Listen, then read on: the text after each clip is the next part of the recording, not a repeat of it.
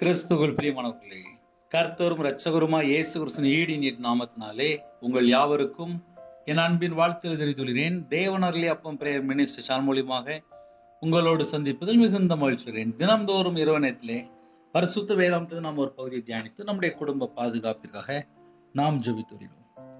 2 தெசலோனிக்கேயர் 3 அதிகாரம் 10 முதல் 12 ஆகிய வசனங்கள். ஒருவன் வேலை செய்ய மனதில்லாதிருந்தால் அவன் சாப்பிடவும் கூடாதென்று நாங்கள் உங்களிடத்தில் இருந்தபோது உங்களுக்கு கட்டளையிட்டோமே. உங்களில் சிலர் யாதொரு வேலையையும் செய்யாமல் வீண் அலுவலக்காரராய் ஒழுங்கற்று திரிகிறார்கள் என்று கேள்விப்படுகிறோம். இப்படிப்பட்டவர்கள் அமைதலோடு வேலை செய்து தங்கள் சொந்த சாப்பாட்டை சாப்பிட வேண்டும் என்று நம்முடைய கர்த்தராகிய இயேசு கிறிஸ்துவினாலே அவர்களுக்கு கட்டளையிட்டு புத்தி சொல்கிறோம். ஹல்லேலூயா. கிறிஸ்துவில் பிரியமானவர்களே, உங்களில் சிலர் யாதொரு வேலையையும் செய்யாமல் வீண் அலுவலக்காரராய் ஒழுங்கற்று திரிகிறார்கள் என்று கேள்விப்படுகிறோம். வேலை செய்யல அப்படின்னா என்ன நடக்கும் அப்படின்னா ஒழுங்கற்று திரிகிறார்கள். வேலை செய்யறவங்க காலையிலேயே போயிட்டு நைட் வருவாங்க, வந்து டயர்டில் வீட்டில் அதுக்கப்புறம் வந்து ரீஃப்ரெஷ் ஆகி படுத்து தூங்கிடுவாங்க. ஆனா ஒரு மனுஷன் வேலையே செய்யலன்னு வச்சுக்கோங்களேன், நேரம் போறக்கா யார்கிட்டயோ போய் பேசிட்டு இருப்பாங்க, பணம் சம்பாதிக்கா எப்படி சம்பாதிக்கலாம் சொல்லி யோசிச்சுட்டு இருப்பாங்க. அது பல காரியங்கள் போகும். ஒழுங்கற்று திரிவாங்களாம். ஒரு ஒழுங்கு அப்படின்னா அவங்கள்ட்ட இருக்காது. ஏன்னா அவங்க வேலை செய்யல. அப்படி நான் சில குடும்பத்தை பார்த்துருக்கேன். வேலை செய்ய மாட்டாங்க, அடுத்தவங்க வீட்டுக்குள்ள எல்லாத்தையும் ஆசைப்படுவாங்க, அடுத்த குடும்பத்தில் உள்ள எல்லாத்தையும் ஆசைப்படுவாங்க, அடுத்தவங்களுடைய வாழ்க்கைக்குள்ள எல்லாத்தையும் ஆசைப்படுவாங்க. ஆனா அவங்களோ வேலை செய்ய மாட்டாங்க. இப்ப இந்த கடைசி காலத்துல இப்ப என்ன நடக்கும் அப்படின்னா, அடுத்த குடும்பத்துல ஃபுல்லா நமக்கு வேணும், ஆனா இவங்க பார்த்தா வேலையை செய்ய மாட்டாங்க. இப்ப இந்த கடைசி காலத்துல ஒழுங்கற்று திரிகிற ஒரு குரூப் இருக்கு. எப்படியாவது சம்பாதிக்கணும், எப்படியாவது மேல வரணும், ஆனா வேலை செய்ய மாட்டாங்க, ஆனா ஒழுங்கற்று திரிவாங்க. இதுதான் அந்த கடைசி காலத்துல நடக்கக்கூடிய நிறைய பிரச்சனைக்கு காரணம். ஒரு குடும்பத்துக்குள்ளே போதுமான அளவுக்கு சம்பளம் வந்துட்டு இருந்துச்சு, குடும்பமா வேலை செஞ்சு சாப்பிட்டுட்டு இருந்தாங்க அப்படின்னா 90% பிரச்சனை ஆஃப் பண்ணிடலாம். சில ஜெபகுறிப்பு வரும்போது கணவர் ஓயாம தண்ணி அடிக்கிறாரு, வாரத்துல 2 நாள் தான் வேலைக்கு போறாரு, 2 நாள் வேலை பார்த்துட்டு சம்பாத்தியம் பண்ணிட்டு வர்றாரு, ஆனா எல்லாத்தையும் ஒயின் ஷாப் கொடுத்துருக்காரு. சில குடும்பத்துல அக்கா மாதிரி தான் வேலைக்கு போறாங்க, அப்படியே சில வீடு இருக்கு. சில குடும்பத்துல பிரிஞ்சே போயிட்டாங்க. என்னன்னு கேட்டா, என் கணவர் எப்ப பார்த்தாலும் தவறான தொடர்பு, வேலைக்கே போக மாட்டேக்காரு, தப்பான ஒரு கான்டாக்ட்ல இருக்காரு. இதெல்லாம் என்னன்னா ஒழுங்கற்று இப்படி சில குடும்பங்கள் உண்டு. ஒருவன் வேலை செய்ய மனதில்லாது இருந்தால் அவன் சாப்பிடவும் கூடாது. அப்ப பைபிள்ல ஒரு சட்டம் எப்படி இருக்கு அப்படின்னா, வேலை செய்ய இஷ்டம் இல்லையா, வேலை செய்ய மனசு இல்லையா, ஒருவன் வேலை செய்ய மனது இல்லாது இருந்தால். இந்த செய்தி பேசும்போது எனக்கு ஒரு காரியம் ஞாபகத்துக்கு வருது. ஒரு குடும்பத்துல நிறைய டிகிரி படிச்சிருக்காங்க, வயசு பார்த்தா 39 வயசு, கல்யாணமும் முடியல, வேலைக்கு கூப்பிடுறாங்க, சம்பளம் கம்மியா, உள்ளூர்ல தான் வேலை இருக்கான். நான் எவ்வளவு படிச்சிருக்கேன், இந்த சம்பளத்துக்கு நான் எப்படி போக முடியும், எனக்கு உடம்பு வேற ஒத்துழைக்க மாட்டுக்கு அப்படின்னு சொல்லிட்டு வேலைக்கும் போக மாட்டேக்காரு. 2 வருஷமா எனக்கு ஜெபம் பண்ணுங்க. நான் கேட்டேன், ஏதாவது வேலை வந்துச்சா இல்லையா? வேலை தொடர்ந்து வந்துகிட்டே தான் இருக்கு, உள்ளூர்லயே வந்துட்டு தான் இருக்கு, ஆனா நல்ல நல்ல போஸ்ட்ல வருது, ஆனா சம்பளம் கம்மியா இருக்கு, நான் நிறைய படிச்சிருக்கேன் அப்படிங்கிறாங்க. அப்படின்னா என்ன அர்த்தம் அப்படின்னா, தேவன் வாசல் திறப்பாரு, சில நேரத்துல சம்பளம் கம்மியா இருக்க மாதிரி தெரியும், ஆனா உள்ள போனதுக்கு சம்பளத்தை மறுபடியும் ஆசீர்வதிச்சு தருவாரு. ஒரு மனுஷன் வேலை செஞ்சால் தேவன் கண்டிப்பா அந்த குடும்பத்தை ஆசீர்வதிப்பார். நீடிய பொறுமையோடு இருக்கும்போது தேவன் உயர்த்துவார். உண்மை உள்ள மனுஷன் பரிபூரணமான ஆசீர்வாதத்தை பெறுவான். வேலை செய்யற இடத்துல கர்த்தருக்கு பயந்து தேவனோட வார்த்தைக்கு கீழ்ப்படிந்து இருக்கிற இடத்துல எஜமானோட சத்தத்துக்கு செவி கொடுத்து உண்மையா இருக்கும்போது அதே இடத்துல உயர்த்துவார். ஆனால் இன்னைக்கு நிறைய குடும்பத்தில் செல்போன் வந்ததுக்கு அப்புறம் வேலை செய்யற இடத்துல முழுசா வேலை செய்யறது இல்லை, காலையில இருந்து சாயங்காலம் வேலை செய்யறது இல்லை. இப்ப என் வாழ்க்கையில நான்லாம் சொல்ல முடியும்பா, நான்லாம் 91 வேலைக்கு போயிட்டேன். அப்பம்னா செல்போன்லாம் கிடையாது. 2010க்கு அப்புறம் தான் நினைக்கிறேன், 2008 2007க்கு அப்புறம் தான் செல்போன். அப்பவும் சின்ன செல்போன் தான். 2015க்கு அப்புறம் தான் நிறைய பேர் ரொம்ப யூஸ் பண்ணாங்க. என் வாழ்க்கையிலலாம் 2015-14 சின்ன செல்போன். இதையே உங்களுக்கு சொல்றேன் அப்படின்னா, ஆவிக்குரிய வாழ்க்கையில வளரணும் அப்படின்னா அந்த செல்போன் வேற நிறைய குடும்பத்துல இடைஞ்சல் பண்ணிக்கிட்டே இருக்கு. நிறைய குடும்பத்துல கணவன் மனைவி பிரியறதுக்கு காரணமே இந்த செல்போனை மாறிடுது. சில குடும்பத்துல வேலை நிறைய வருது, ஆனா பிள்ளைகள் போக மாட்டுக்கு, பையன் போக மாட்டுக்கான். கேட்டாங்க அது ப்ராப்ளம் இது ப்ராப்ளம் சொல்லிட்டு போக மாட்டுக்காங்க. நிறைய குடும்பத்துல உள்ளூர்லயே வேலை வருது, சம்பளம் கம்மின்னு சொல்லிட்டு போக மாட்டேங்குது. எத்தனையோ காரணம் நம்ம சொல்ல முடியும்.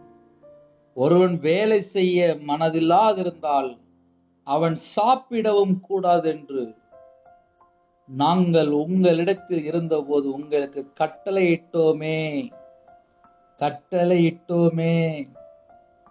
அப்படியே சொல்றாரு. இன்னைக்கு வேலை செய்யாம சும்மா வீட்டை ஏமாத்திக்கிட்டு, அம்மாவை ஏமாத்திக்கிட்டு, மனைவி ஏமாத்திக்கிட்டு, அப்பாவை ஏமாத்திக்கிட்டு, ஒரு வண்டி எடுத்து ஊர் சுத்திக்கிட்டு, ஒரு செல்போன் காதுல வச்சு பேசிக்கிட்டு, பல மணி நேரத்தை வேஸ்ட் பண்ணிக்கிட்டு. வேதம் என்ன சொல்கிறது? ஒருவன் வேலை செய்ய மனதில்லாதிருந்தால் அவன் சாப்பிடவும் கூடாது என்று நாங்கள் உங்களிடத்தில் இருந்தபோது உங்களுக்கு கட்டளையிட்டோமே. இன்னைக்கு நிறைய குடும்பத்துல எப்படி சாப்பிடுறாங்க? வேலைக்கும் போறது கிடையாது, அந்த வேலையை விட்டுறது, வீட்டுக்கு எப்படி சொல்லலாம், ஒழுங்கற்று திரிகிற ஒரு வாழ்க்கையா இருக்கும். அப்புறம் வீட்டுல இருந்து அவங்க அப்படி சொல்லிட்டாங்க, அவங்க அப்படி சொல்லிட்டு அவங்கள தப்பா பேசிட்டு இருப்பாங்க. ஒரு மனுஷன் வேலை செஞ்சு சாப்பிட்டால் கண்டிப்பாக தேவன் ஆசீர்வதிப்பார். இன்னைக்கு நிறைய குடும்பத்துல வேலை செய்ய வலிக்கு, அன்பு குரம் வலிக்கு, உண்மையா இருக்க முடியல, தேவனோட பாதத்துல காத்திருக்க முடியல, தேவனோட சமூகத்துல காத்திருக்க முடியல, ஜெபிக்க முடியல. 24 மணி நேரம் இஷ்டம் போல ஒரே சுத்து தான். அதான் ஒழுங்கற்று தெரிகிறார்கள். ஒழுங்கற்று தெரியும் போது ஆசீர்வாதம் எப்படி இருக்கும்? நான் சொல்ல உண்மையா பொய்யா? அதனால இரவு நேரத்துல யாரெல்லாம் ஜெபிக்கிறீங்களோ, உங்களில் சிலர் யாதொரு வேலையும் செய்யாமல் வீண் அலுவலக்காரராய் ஒழுங்கற்று தெரிகிறார் என்று கேள்விப்படுகிறோம். சில ஜெப குறிப்பு வரும், சில தாய்மார் சொல்லுவாங்க, ஐயா என் புருஷன் வேலைக்கு போக மாட்டேங்க, ஒரே தண்ணி அடிச்சுட்டு இங்க உருட்டு கிடக்காங்க, ஒரே கெட்ட வார்த்தை பேசுறாங்க.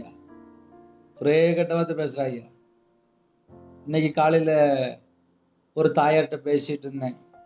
அந்த அக்கா சொன்ன எனக்கு மிகுந்த வேதனையா மாறிட்டு.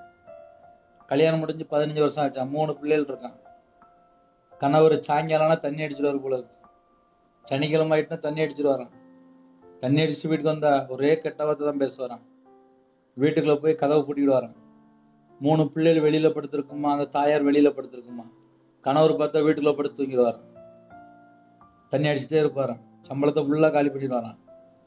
அந்த அக்கா வேதனையோடு இருக்கு.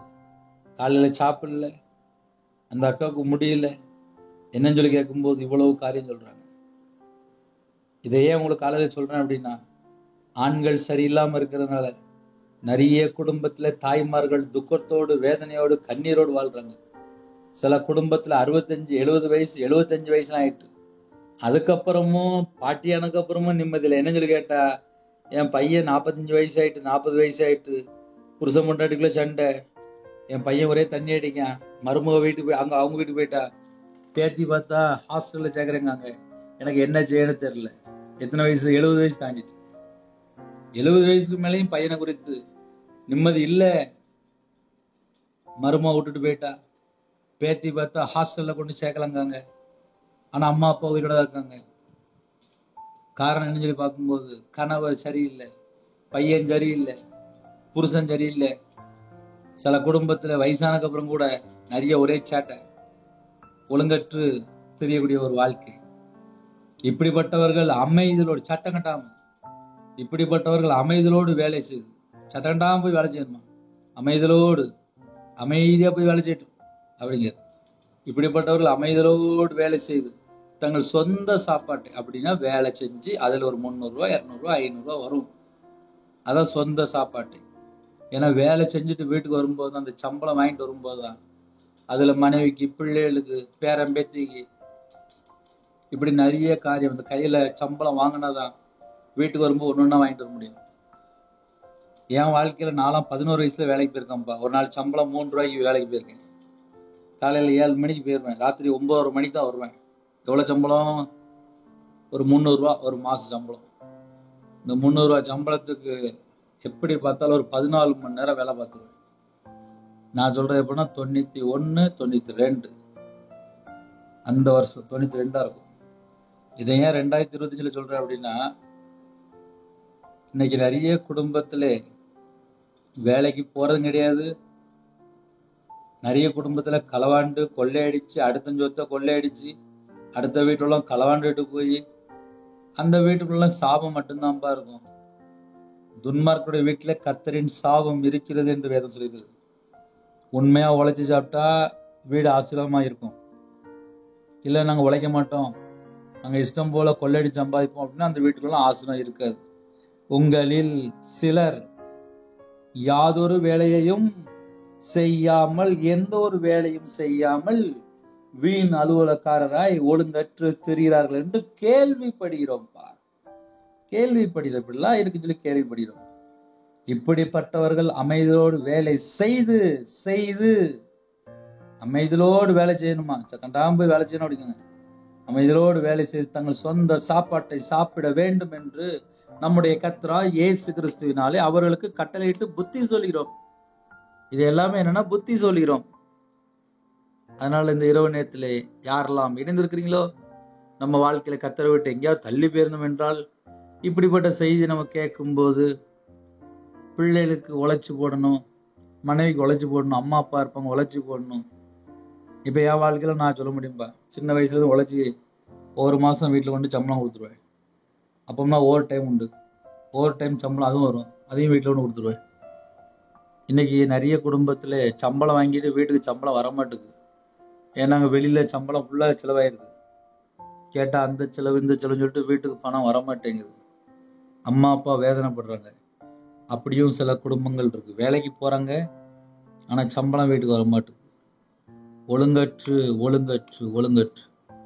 ஒருவேளை இந்த செய்தி யாருக்காவது பிரயோஜனமா இருந்துச்சு அப்படின்னா, தேவன் பிரியமானபடி வாழ அர்ப்பணிங்க, கர்த்தர் குடும்பத்தை ஆசீர்வதிப்பார். உங்க வீட்டுக்குள்ள தேவ சமாதானம் இறங்கி வரும். இல்லை நாங்க இஷ்டம் போலதான் ஒழுங்கற்று தான் தெரியும் அப்படின்னா அந்த வீட்டுல வேதனை மட்டும்தான் இருக்கும், குடும்பத்துக்குள்ள சமாதானம் இருக்காது. இரவனத்துக்காக ஜெபிப்போமா? கண்களை மூடி நாம் ஜெபம் செய்வோம். அன்பின் கர்த்தாவே, நன்றியோடு துதிக்கிறோம் சுதிக்கிறோம்ப்பா. கேட்ட சதிக்கும்படி உமக்கு பிரியமானபடி மனம் திரும்பி வாழ கர்த்தர் எங்களுக்கு கிருபை தாங்கப்பா. ஒவ்வொரு குடும்பத்தையும் கர்த்தர் ஆசீர்வதிங்க. இந்த நாள் முழுவதும் பாதுகாத்த கிருபைக்காக நன்றி. பரிசுத்தமுள்ள ஓய்வு நாளில் ஆலயத்து புறப்பட எங்களை பரிசுத்தப்படுத்தி ஆசீர்வதிங்க. உங்களுடைய வார்த்தைக்கு நாங்கள் கீழ்ப்படியணும். எச்சரிப்பு வார்த்தைக்கு நாங்கள் செய்திக்கு அப்பா விசேஷமா கீழ்படி எங்களுக்கு கிருபை தாங்கப்பா. இரவு நேரத்திலே டிரைவிங் லைன்ல இருக்காங்க, வேற வேற ஊருக்கு அப்பா போயிட்டு இருக்காங்க, வேற வேற இடத்துல அப்பா இருக்கிறாங்க, பஸ்ல போறாங்க, கார்ல போறாங்க, ட்ரெயின்ல போறாங்க, எல்லாருக்கும் சகலமான பாதுகாப்பு தாங்க. உங்களோட ரத்த கோட்டைகளை வேல் அடைத்து மூடி மறைத்து பாதுகாத்துக்கொள்ளுங்க. நைட் ஷிப்ட்ல வாலிப பிள்ளைகள் வாலிப பையங்க வேலை பார்க்காங்க, சாஃப்ட்வேர்ல வேலை பார்க்காங்க, டாக்டர் ஜெபிக்கிறாங்க, நர்ஸ் ஜெபிக்கிறாங்க, ஆர்மியில் ஜெபிக்கிறாங்க, போலீஸ் ஆஃபீஸ் ஜெபிக்கிறாங்க, வாட்ச்மேன் ஜெபிக்கிறாங்க, செக்யூரிட்டி ஜெபிக்கிறாங்க. நைட் நேரத்துல எத்தனையோ குடும்பத்துல வெளியில் தங்கியிருக்காங்க. எல்லாருக்கும் இயேசுக்கு ரத்த கோட்டைகளை வேல் அடைத்து மூடி மறைத்து பாதுகாத்துக் கொள்ளுங்கப்பா. விசேஷமா இரவு நேரத்திலே கர்த்தர் ஜெபிக்கிறாங்க. கர்த்தர் மனமரங்க மாசமா இருக்காங்க, பிள்ளைகள் ஆசீர்வதித்தாங்க, வெளிநாட்டுல இருக்காங்க, அவங்க இருக்கிற இடத்துல சகலமான பாதுகாப்பு தாங்க. உங்க பிள்ளையோட மன விருப்பத்தை நிறைவேற்றுங்க. சில குடும்பத்துல அப்பா மற்ற வேலைக்காக ஜெபிக்கிறாங்கப்பா, வெளிநாடு போறக்கா ஜெபிக்கிறாங்க, கவர்மெண்ட் வேலைக்காக ஜெபிக்கிறாங்க. இருக்கிற இடத்துல சகலமான காரியத்திலையும் உயர்த்தி ஆசுரிங்க. உங்க பிள்ளைகளோட கர்த்தர் கூட கிருபைக்காக நன்றிப்பா. எந்தெந்த குடும்பத்திலே அப்பா மனவேதனையோடு, துக்கத்தோடு, கஷ்டத்தோடு, போராட்டத்தோடு, நிந்தையோடு, அவமானத்தோடு, பலவிதமான கடன் பிரச்சனையோடு எந்த குடும்பத்துல வாழ்றாங்களோ, இந்த நாளிலும் உங்க பிள்ளைகளுக்கு சகல விதமான காரியத்தில் விடுதலை செய்ய வேண்டாஜா. உங்க பிள்ளைகளை கறந்துட்டு ஆசுரிங்க. அவங்களோட சிரசு மேல ஆசீர்வதிங்க. அவங்களோட அப்பத்தை தண்ணி ஆசுரிங்க. அவங்களோட கையின் கீழ் ஆசுரிங்க. குறைகள் குற்றங்கள் எல்லாவற்றையும் மன்னித்து பரிசுத்தப்படுத்தி ஆசுரிங்க. தேவனர்களே அப்பம் பிரேயர் மினிஸ்ட்ரி சேனல் மூலமா இணைந்துக்கிற குடும்பங்கள் இயேசு கிறிஸ்துவின் ரத்தத்தினாலே, இயேசு கிறிஸ்து நாமத்தினாலே ஆசீர்வதிக்கப்படும் ராஜா. உங்க நாம மட்டுமே விடட்டும். எல்லா குடும்பத்தையும் பொறுப்படுத்துங்க. விசேஷமா எத்தனையோ தேசத்துக்குள்ள இணைந்திருக்காங்க. அந்த எல்லா குடும்பத்தையும் விசேஷமாக உங்களுடைய பாதவில் அர்ப்பணிக்கிறோம். இந்த நாளின் ஜெபித்த எல்லா குடும்பத்துக்கு கர்த்தர் ஆசீர்வதிங்கப்பா. அப்பா, இரவு நேரத்துல எத்தனையோ குடும்பத்தை ஜெபிக்கிறாங்க. எங்க வீட்டுக்குள்ள இயேசு ராஜா மகாபிரபு வாங்கப்பா, உம்முடைய கரத்துல அப்படின்னோம். இங்க வீடு முழுதும் இயேசு ரத்தம் தெளிப்பா. உருவின பட்டத்தோட தேவ தூதர்கள் உலாவி கொண்டுட்டுப்பா. முன்னும் பின்னுமா தேவ நிப்பாட்டுங்க. சகல குடும்பத்துக்கு கர்த்தர் ஆசீர்வதிங்க. சில குடும்பத்துல ஹோம்ல இருக்காங்க, ஹாஸ்டல்ல இருக்காங்க, வெளிநாட்டுல இருக்காங்க. அவங்க இருக்கிற இடத்துல சகலமான பாதுகாப்பு தாங்கப்பா. டெலிவரி போடுறாங்க. பரம வைத்தியர் கூட வந்து நார்மல் டெலிவரி ஆகிட்டாங்க. திருமண தேவைக்காக சொல்லிடுறாங்க. எல்லா தேவைகள்லாம் சந்திங்கப்பா. பிள்ளைகள் திருமணத்துக்கு ஆயத்தமா இருக்கு. ஏற்ற துணையை தாங்க. ரட்சிக்கப்பட்ட குடும்பமா தாங்க. பாவத்திலிருந்து மனம் திரும்பி ரட்சிக்கப்பட்ட ஒரு வாழ்க்கைக்குள்ள அனுபவத்துக்குள்ள இருக்கணும்ப்பா. கர்த்தர் கிருபை தாங்கப்பா. எந்தெந்த குடும்பத்துல இன்னும் பாவத்துல வாழ்றோம் அந்த குடும்பம் ரட்சிக்கப்படணும். கர்த்தர் கிருபை செய்யுங்க. விக்கிரத்துல, மாந்திரியத்துல, பிள்ளி சுண்ணத்துல, ஏவல்ல எந்த குடும்பத்தை கட்டப்படுங்களோ அந்த எல்லா செத்த கிரிகளும் இயேசு கிறிஸ்து ரத்தத்தினாலே இயேசு கிறிஸ்து நாமத்தை சுட்டு எரிக்கப்படட்டும்ப்பா. இரவு நேரத்துல சீக்கிரமா படுத்துங்க. அது கிருபை செய்யுங்க. உங்களுடைய சமூகத்துல கண் வெளிக்க கிருபை செய்யுங்க. இரவு நேரத்துல தனி ஜெபம் பண்ண, விழித்தந்து ஜெபிக்க, ஜாமகாரம் ஜெபம் பண்ண, கண்ணீரோடு ஜெபிக்க, பரிசுத்தவான்களுக்கு ஜெபிக்க, மன்றாடி ஜெபிக்க, விண்ணப்பத்தின் ஆவியோட அப்ப ஜெபிக்க அது கிருபை செய்யுங்க ராஜா. ஒவ்வொரு குடும்பத்தையும் கர்த்தர் வேலடைத்து மூடி மறைத்து பாதுகாத்துங்க. தேவனர்லயே அப்ப மினிஸ்டர்ல உங்களுடைய பாதுகாப்பு பண்ணிக்கிறோம். அப்பிரோஜனமான ஊழியக்காரன்ப்பா. எந்தெந்த நாட்டுக்குள்ளே அப்பா யூடியூப் மூலியமா இணைந்திருக்காங்களோ எல்லா தேச ஜனங்களையும் இயேசு ரத்த கோட்டைகளை வேலடைத்து மூடி மறைத்து கர்த்தர் பாதுகாத்து இரவு மூலமா ஜெபிக்கிறாங்க. அவங்களுடைய தலைமுறை, அவங்களுடைய வம்சம் ஆசீர்வதிக்கப்படட்டும்ப்பா. அப்ப வேலைக்கா ஜெபிக்கிறாங்க. கர்த்தர் வாசல் திறந்தாங்க. சொந்த வீடு கட்டுறாங்க. எல்லா தடையெல்லாம் நீக்கி வீடு கட்ட கர்த்தர் கிருபை செய்யுங்க.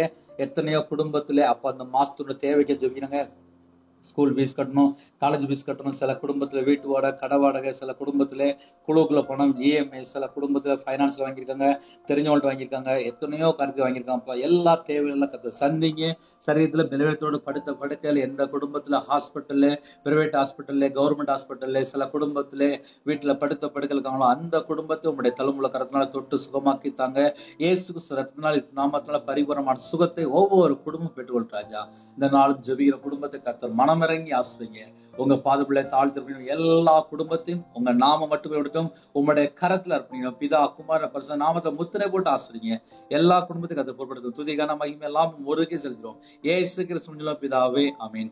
தேவனுக்கு மகிமை உண்டதாக. கர்த்தர் தாமே உங்களையும் உங்கள் குடும்பத்தையும் சகல காரியத்திலும் சம்பூர்ணமாக திருப்தியாக கர்த்தர் கூட ஆசீர்வதிப்பாராக. ஆமீன். கர்த்தராகிய இயேசு கிறிஸ்து கிருபையும் பிதாவாகியோட அன்பும் பரிசுத்தரோட ஐக்கியமும் இப்பொழுதும் எப்பொழுது சதா காலங்களிலும் நம்ம கொடுப்பதாக. ஆமீன். கிறிஸ்துவில் பிரியமானவர்களே, தனி ஜெபம் பண்ணுங்க. எங்களுடைய ஊழியக்காரத்துடன் ஜெபித்துள்ளுங்கள். 9363064181 நம்பர் உண்டால் நாங்கள் உங்களுக்காக குடும்பத்துக்கு ஜெபிப்போம். கர்த்தர் உங்களையும் உங்கள் குடும்பத்தையும் உங்களோட வம்சத்தையும் உங்களோட தலைமுறை சகல காரியத்திலும் கர்த்தர் கூட ஆசீர்வதிப்பாராக. ஆமீன். God bless you. Thanks for watching. Please subscribe our channel. Click the like and share. Click the bell. God bless you.